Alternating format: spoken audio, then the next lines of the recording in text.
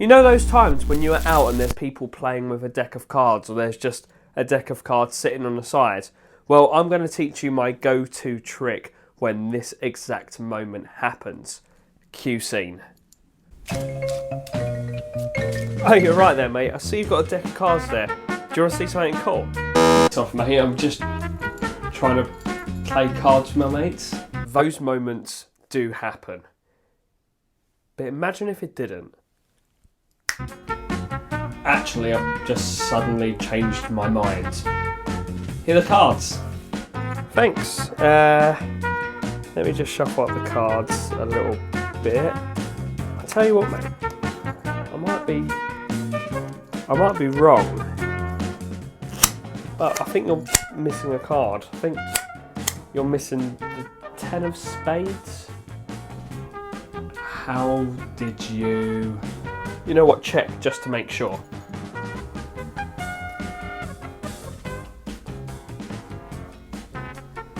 Yeah, the 10 of spades is missing, yeah. Not to worry, I should still be able to do a trick. You know what, and just name any playing card. The 10 of spades?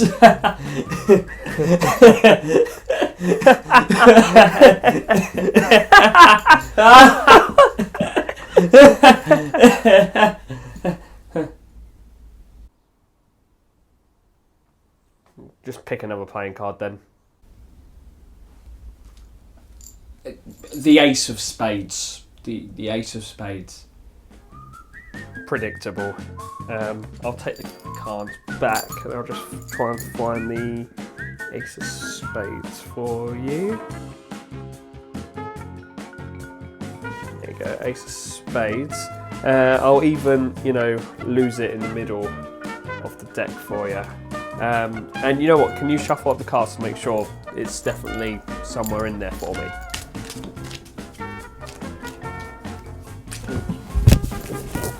Sorry, I'm not that great at shuffling.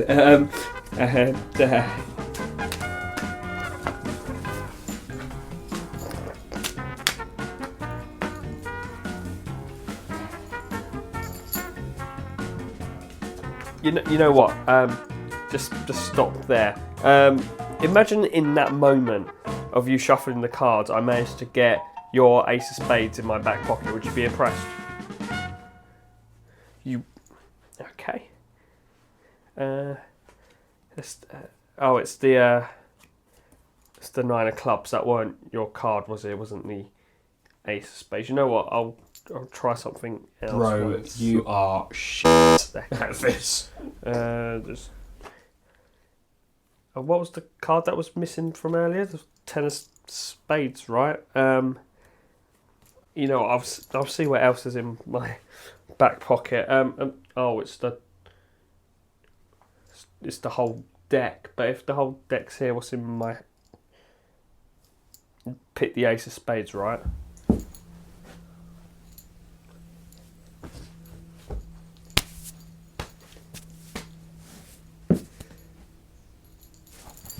I'm so happy I quit being an actor to become a magician. But if you want to learn how this trick's done, grab a deck of cards and away we go. Alright, so hopefully you've now got a deck of cards. In the real world, when you are performing this trick, you don't need to bring your own deck of cards. In fact, it works even better if you do use a borrowed deck. And I'm sure you've seen from my wonderful acting skit how more impressive it would be if it wasn't a deck of cards that you've brought with you. If you've got a participant who's playing with cards, perfect. Even better if it's just sitting in the surrounding of where you're about to go and perform. I wouldn't recommend doing this trick with your own deck, because why would you go out and perform a trick with a missing card to start with? It's not very professional. It's not really realistic as well if you're a magician. So only perform this trick if it is borrowed. Alright, so how do you start? The hardest part is, of course, approaching someone random to do this trick to. I'm not going to teach how you do that. It's just called confidence. that's not part of the trick. But say you get over the hardest part and you grab the deck of cards off of them. I usually just start doing some random, cardistry moves. You don't need to do this. I just like to do it to show off a little bit, just to, make it look like I know what I'm doing sometimes. You can just do a normal overhand shuffle, or just a normal shuffle in general. It doesn't really matter as long as you get a peek at what the bottom card is. Now, I wouldn't go for an obvious card like the jack. Don't go for a picture, don't go for an ace. So just keep shuffling until you get a random card like the 9 of clubs. 9 of clubs is perfect, because in this moment you will just pretend and you won't show them the 9 of clubs at all. You'll keep that card to yourself and you'll just go, I think you're missing a card. Pretend like you're hearing it, whatever you want to do. Because in a moment you're going to be stealing away this card. So how I do that is I just Gambler's Cop it. Gambler's Cop it into my back pocket when I'm giving the audience or the participant the deck of cards. So it is at the bottom of the deck. I'm shuffling it around, doing whatever I need to do, and I'm like, I think you're missing the 9 of clubs, my friend. In fact, just check to make sure it's not in there. And in that moment, I've Gambler's Copped it, and it's already in my back pocket. At this moment, the participant is going through the deck to make sure the 9 of clubs is now not in the deck. And lo and behold, it's not in the deck. They'll be very confused to start with, because they'll be like, he didn't check the cards or anything, he was just shuffling them and he was listening to them. How did he know that there was a card missing? He must, know playing cards somehow. So that's the first stage of the trick done. You then say, you can probably still do a trick, so just name any playing card. Let's say they name the ace of clubs right here. Usually we use the ace of spades, but we use the ace of clubs this time. Just changing things up a little bit. They use the ace of clubs. So take the ace of clubs and you lose it in the middle of the deck. I usually just do this move. I've toyed on the channel before. You don't have to use this move. You can do any other move that just either brings a selected card to the top or the bottom. In this case, it goes straight to the top. Just for you guys to know a little bit better. Ace of clubs, lose it in the middle, I just in-jog it, out-jog it. I'm confused, I don't know which one it's called. Out-jog it, and then I just pick it up from here, switch it over, and in that moment it is now back on top. From that moment, again, I Gambler's Cop the ace of clubs away. This time I don't put it in my back pocket. You'll see why in a second. I just have it in Gambler's Cop whilst I give the participant cards to shuffle, because I still need the ace of clubs in the correct position once they're finished shuffling the cards. This is actually an old gambling technique that a lot of gamblers used to use. When they were shuffling, they used to pick out the cards that they wanted, Gambler's Cop it, give the other players the cards to cut or shuffle. All in all, they had it in here just to put it back in the position that they need it to go in. That's going quite heavily into gambling techniques, which I don't often do, but for this case it really works for this trick, and I use this trick quite often, or this move quite often, when I just steal a card away and let the participant shuffle it when I've got it in Gambler's Cop at all times.